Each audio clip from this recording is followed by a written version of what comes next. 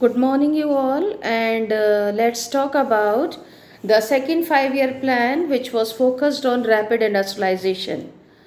In our first 5 year plan, when we were discussing, I told you that its mainly focus was on the development of agriculture sector, and it taught us patience because K. N. Raj, the drafter of first 5 year plan, suggested that we should not be very quick when we go for when we want to give a boost to our economy.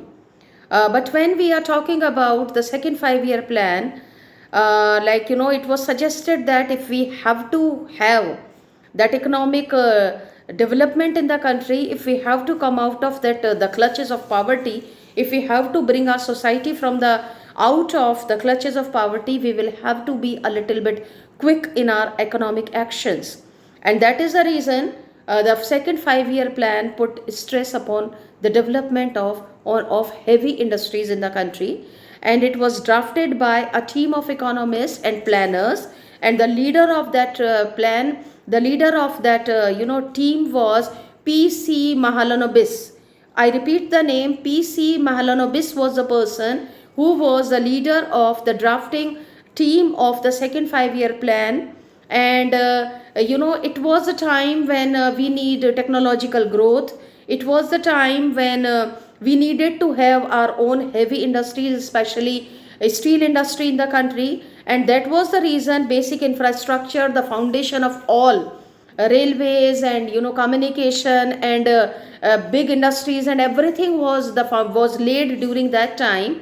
And but at the same time, one more important thing which I will like to inform you people, that the government had already decided this thing that we will be going for socialistic pattern of society.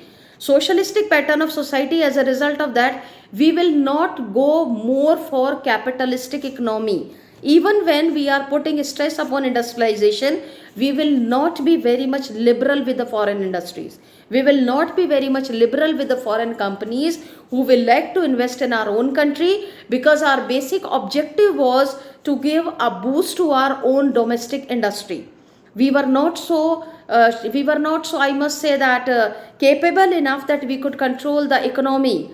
That is the reason. And had Indian government permitted at that time, if these foreign companies were permitted in the country in a liberal manner, definitely they would create a hurdle in the growth of our own domestic industries.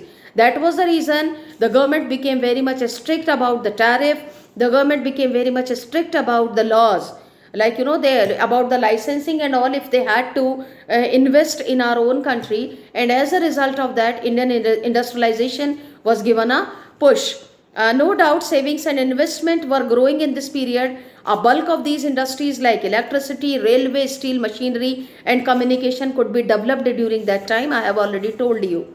But it had its own problems, because to set up industry in any country, of course we need technology, and we were not having that. And to buy technology, we had to use our precious accumulation of foreign exchange, which was not a very good idea. But we had to do so, because if we had to grow industrially, definitely we would be using technology. If we had to buy technology, it will be done only and only in foreign currency. The Indian planners found balancing industry and agriculture really very difficult, because a third plan again, it was significantly for industries only. So there was a dispute started in the country. Some planners who were thinking that less focus was given on agriculture.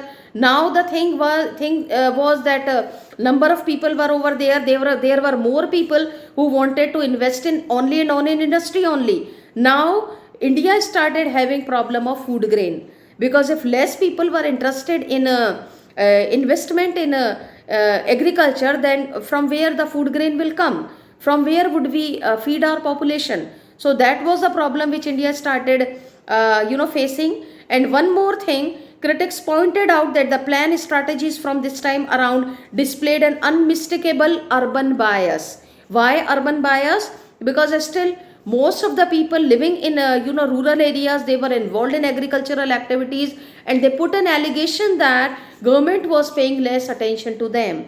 Villages of India, they were still under the clutches of poverty, and first 5 year plan was not enough to remove the problem of rural poverty from the country. Agriculture was not paid much attention. Industrialization was getting a faster trigger, a bigger trigger, and as a result of that, there was an allegation of urban bias.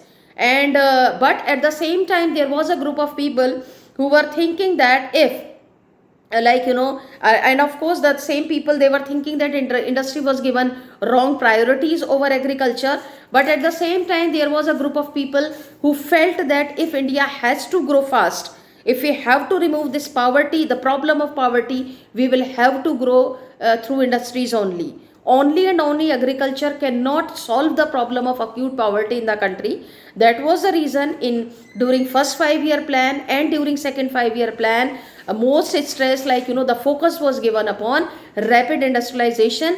As a result of that, most of the key industries, whether it is infrastructure, development of infrastructure, railways, communication, electricity, steel, all kinds of heavy industries, their foundation was laid during that time only. Thank you.